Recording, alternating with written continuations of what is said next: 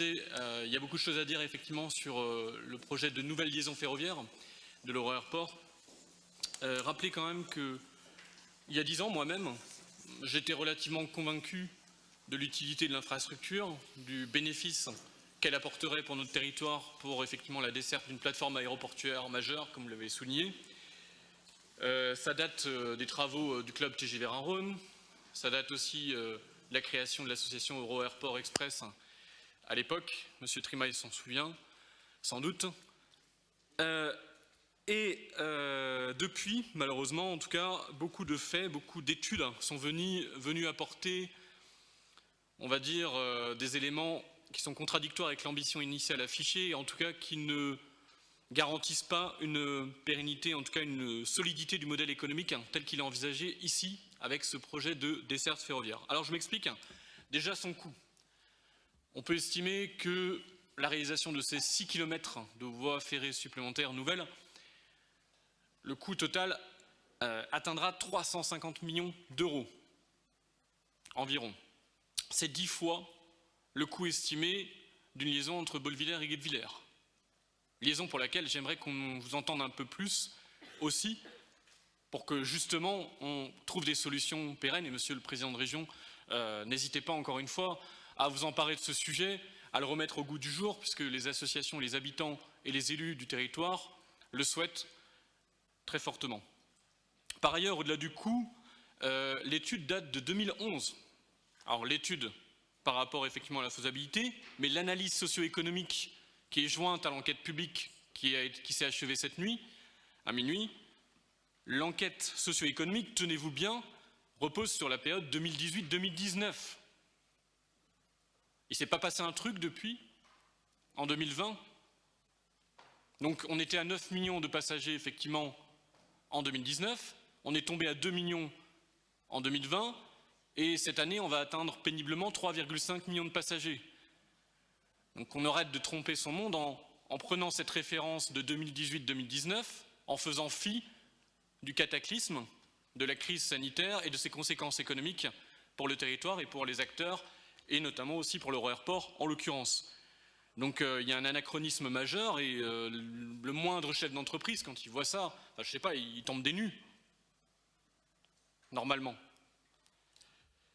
Par ailleurs, sur la nouvelle donne ferroviaire, vous n'êtes pas sans ignorer que la gare de Saint-Louis-la-Chaussée sera supprimée, ni plus ni moins. Gare de Saint-Louis-la-Chaussée qui accessoirement dessert la petite Camargue alsacienne.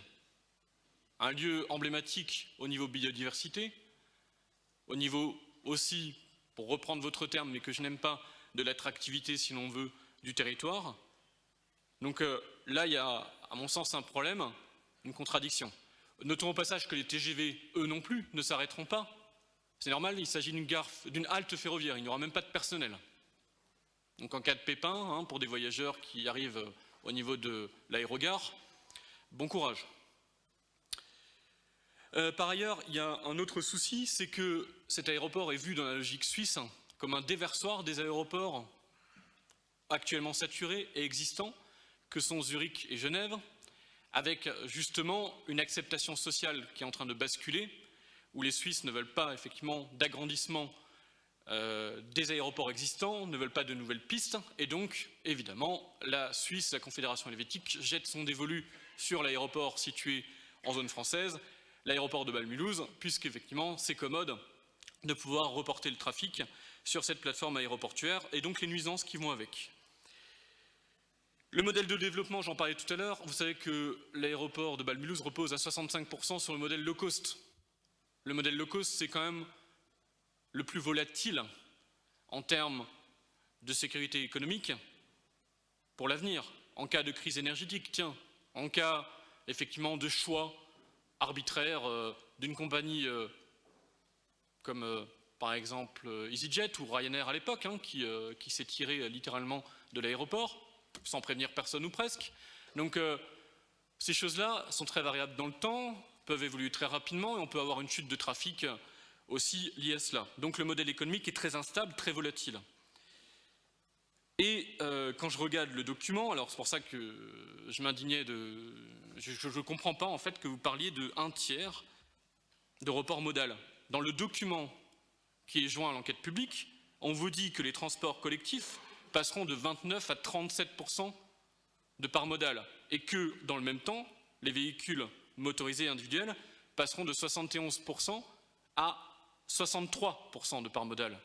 Donc je ne sais pas d'où vient ce 1 tiers, mais le report modal est loin d'être satisfaisant. Et j'en parlais même avec un des responsables du bureau d'études qui a fait cette enquête, je crois de Bavière, qui me disait qu'effectivement les chiffres n'étaient pas forcément excellents. Et on passera de 11,9 millions de véhicules à 11,1 millions. Donc l'autoroute continuera d'être saturée. Et vous parlez de diminution des nuisances par rapport à la baisse du trafic routier. Déjà, elles seront faibles, je viens de vous le dire. Mais surtout, si on souhaite alimenter effectivement l'aéroport et promouvoir les vols court courrier ou moyen courrier, les nuisances pour les riverains, elles seront importantes. Et vous n'êtes pas sans ignorer que les riverains se battent pour éviter qu'il y ait des vols entre la plage horaire de 23 h et 6 h du matin actuellement. Donc il y a des choses qui sont totalement contradictoires. Après, je ne dis pas, la liaison Listal-Mulhouse, c'est un plus. C'est une liaison ferroviaire diamétralisée, mais on n'avait pas besoin de faire, du coup, la desserte ferroviaire de l'Euroairport, au passage. Mais c'est un point positif. Et après, il faut faire des choix. À un moment donné, quand on met la responsabilité environnementale, en tout cas la nécessité de répondre aux défis climatiques, on ne peut pas éperdument et continuellement vouloir développer ce modèle du court courrier ou du moyen courrier. Je suis d'accord pour dire qu'effectivement l'Euroairport doit rester dans une optique de long courrier, doit servir notamment pour les personnes qui doivent regagner leur pays, que ce soit l'Afrique du Nord, les Balkans, la Turquie, parce qu'il y a des nécessités familiales, parce que c'est la solution de facilité par rapport à des trajets qui sont longs et fastidieux en véhicule. Mais avec la nouvelle liaison ferroviaire, j'ai regardé les horaires, il n'y aura pas d'amélioration au niveau de l'amplitude horaire. Et d'ailleurs, si les associations, et c'est bien parti, obtiennent bien gain de cause sur l'élargissement de la plage horaire où les avions n'ont pas le droit de décoller et d'atterrir, finalement, les problèmes seront résolus et le seul problème qui se présentera, ce sera effectivement cette rupture de charge. Encore que ça peut être atténué avec la réalisation du tram 3 bâlois qui viendra jusqu'à l'Euroairport. Donc encore une fois, empilement d'infrastructures. Moi je veux bien 350 millions, mais c'est pratique parce que c'est cofinancé. Et que finalement, oui, ce sera relativement peu onéreux pour nous, pour l'agglomération, pour la région, parce que tout le monde met la main au pot. Mais à mon avis, ce projet aujourd'hui, au vu des arguments que je vous ai exposés, est inutile pour l'avenir du territoire et pour notre ambition qui doit être celle aussi d'une diminution de nos émissions carbone, bien sûr. Voilà. Merci, désolé, mais ça me tenait à cœur de partager aussi ces éléments qui sont extrêmement importants. Je n'en vois pas d'autres. Je propose à M. Rotner de répondre aux questions, en tout cas aux affirmations, pardon.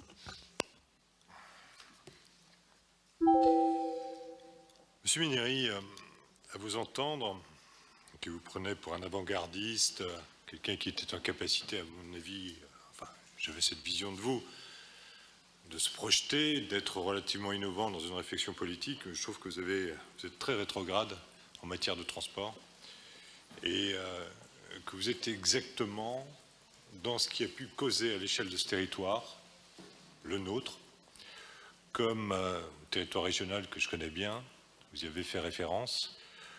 Aujourd'hui, une situation souvent dramatique, parce qu'au bon moment, les responsables politiques, il y a 30 ans, n'ont pas su prendre les bonnes décisions.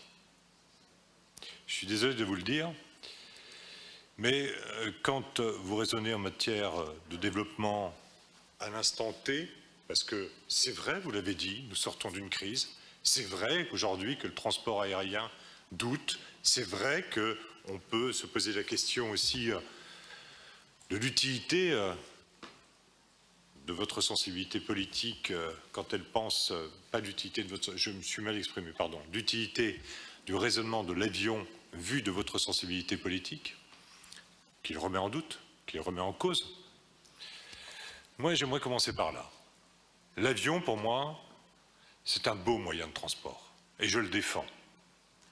L'avion, pour moi, c'est la capacité pour nos jeunes, qui aujourd'hui peuvent voyager, de découvrir d'autres cultures.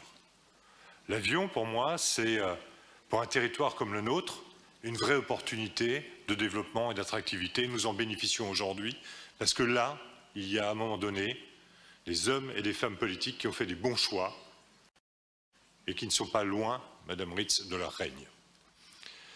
Il y a, par rapport, et je fais référence à Jean-Marie Bockel, qui a toujours eu un engagement absolument exemplaire et que j'aimerais souligner par rapport au rôle que joue aujourd'hui l'Euro-Airport. La condamnation, comme vous le faites aujourd'hui, du transport aérien sous prétexte effectivement d'une consommation carbone forte, elle est à mon avis excessive.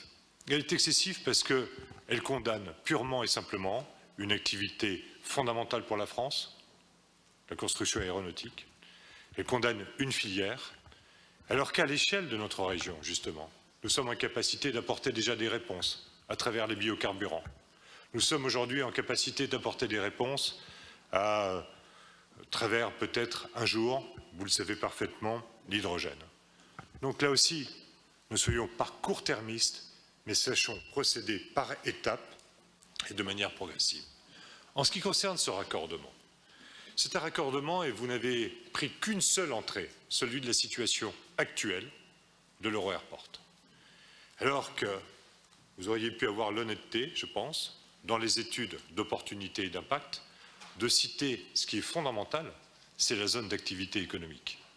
Il y a aussi une vraie justification aujourd'hui d'utilisation de ce train et de ce raccordement ferroviaire pour irriguer la zone économique et pour, là aussi, diminuer le transport de toute l'agglomération mulhousienne vers l'agglomération ludovicienne, de ces navetteurs qui, jour après jour, empruntent d'autoroutes pour se rendre sur la zone économique, qui se développe.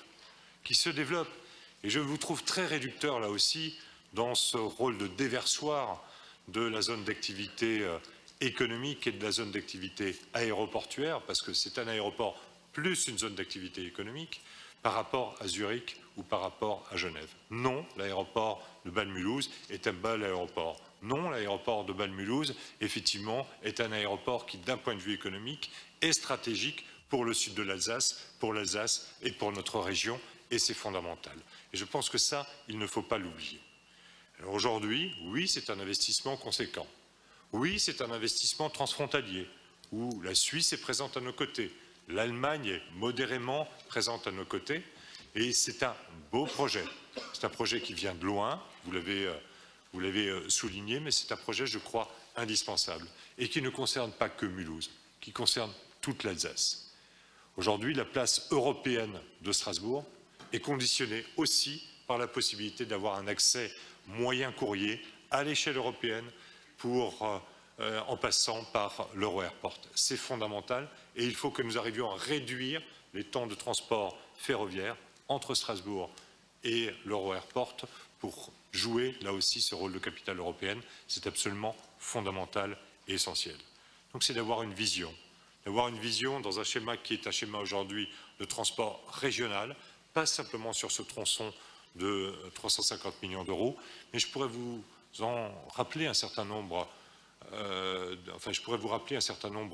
de rendez-vous ratés à l'échelle régionale.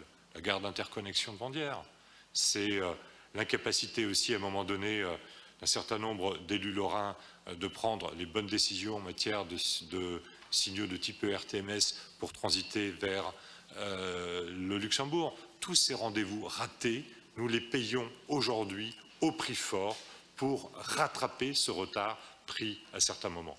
Ne pas faire ce raccordement ferroviaire, c'est prendre un retard de 30 ans, de 40 ans sur un barreau qui est essentiel dans la stratégie économique et dans la stratégie aéroportuaire et dans la stratégie et le positionnement de l'Alsace et de notre région. Merci, Monsieur le Premier adjoint. Monsieur Minéry, mais rapidement, parce qu'on ne va pas faire un débat à ping-pong. Si vous voulez bien. J'aime pas trop les propos réducteurs sur la question de l'avion. Donc, quand je vous ai dit que ce qu'il fallait remettre en cause, c'est avant tout les courts courriers et les moyens courriers, ça ne remet pas en cause, évidemment, les trajets très longue distance qui sont nécessaires, qui ne peuvent que se faire par ce biais-là. Et vous n'êtes pas sans ignorer aussi qu'au niveau de l'Union européenne, il y a des projets pour justement avoir un maillage ferroviaire plus important entre tous nos pays pour que demain nous puissions relier toutes les capitales européennes par le train de nuit, et que cela, ça doit être aussi la priorité, ça doit être aussi la vision d'avenir pour nos territoires, y compris et surtout pour nos territoires frontaliers. Et moi, je m'appuie aussi sur le discours qui a été celui des Verts de Bâle Campagne et de Bâle-Ville, qui justement sont sur cette même position que je vous ai exposée, sans posture, sans démagogie, avec des chiffres, avec aussi, et je le redis encore une fois, un modèle économique qui aujourd'hui n'est pas abouti et qui n'est pas sécure. C'est par rapport à cela aussi que j'intervenais pour émettre des réserves. Et je précise au passage qu'au sein de notre groupe, nous n'avons pas forcément la même lecture que j'ai pu exposer, et que certains, effectivement, voient les aspects positifs de cette desserte de l'Euro-Airport. Donc aussi pour expliquer que les votes seront un peu différenciés. Mais voilà, et je comprends très bien que, effectivement, une liaison Listal-Mulhouse puisse avantager les bassins économiques de la région de Bâle, de la région frontalière et de Mulhouse, réciproquement. Mais on n'a pas besoin forcément de relier l'Euro-Airport. Et malheureusement, encore aujourd'hui, vous avez des sites Monsieur Mineri, je vais vous demander de conclure rapidement. Oui, mais je peux finir quand même. On est en séance publique. On va pas, oui, mais on ne va pas répéter ce que nous avons déjà dit. Je peux finir ma phrase, madame. Mais je vous demande de conclure, oui. Donc, je disais simplement qu'aujourd'hui, vous avez des sites de maintenance aéroportuaire qui sont situés à plus d'1 kilomètre de l'aérogare, et ces gens-là ne vont pas prendre justement le train pour aller jusqu'à la halte ferroviaire, pour ensuite devoir encore effectuer plus d'1 kilomètre pour rejoindre leur lieu de travail. Donc, il n'y a pas seulement ceux qui travaillent au niveau de l'aérogare, il y a tous ceux qui sont plus éloignés.